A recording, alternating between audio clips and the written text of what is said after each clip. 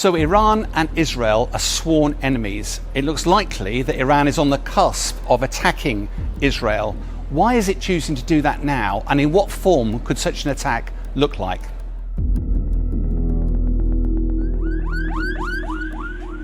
On Monday the 1st of April, the Iranian consulate in Damascus was attacked. 13 people were killed, including a senior Iranian general. Ayatollah Khamenei vowed that there would be punishment and retribution for that attack. The wicked regime made a mistake in this case. It must be punished, and it will be punished.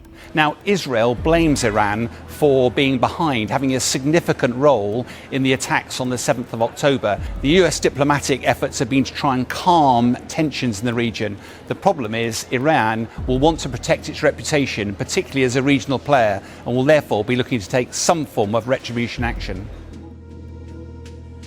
Iran will be in no rush to take retribution or any form of action. Historically, they've always paused and created a really measured response.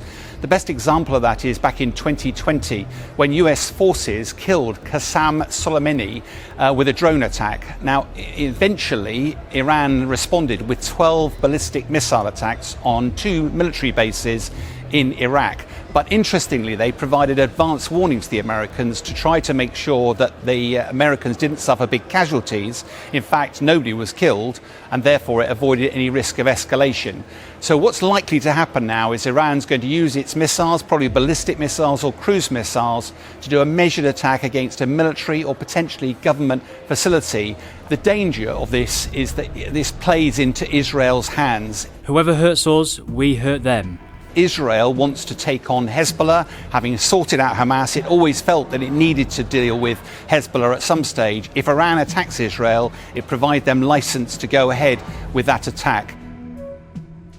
The Israelis appear to have moved out of Gaza, taken their foot off the throat of Hamas, who are currently holed up in Rafah. The question is why, as a military man, you wouldn't take the pressure off in the middle of a conflict. What does appear likely is there are lots in the Israeli cabinet who would want to deal with Hezbollah, and therefore by removing the troops, it could be that they are preparing to go into the north.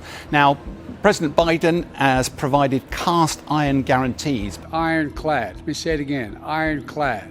We're going to do all we can to protect Israel's security. They are the international guarantors of Israel's security, and despite the tensions over the last few weeks, that relationship remains rock solid. So the big issue here is whether or not Iran actually does a barrage of attacks against Israel and risks escalation, or does a very measured attack.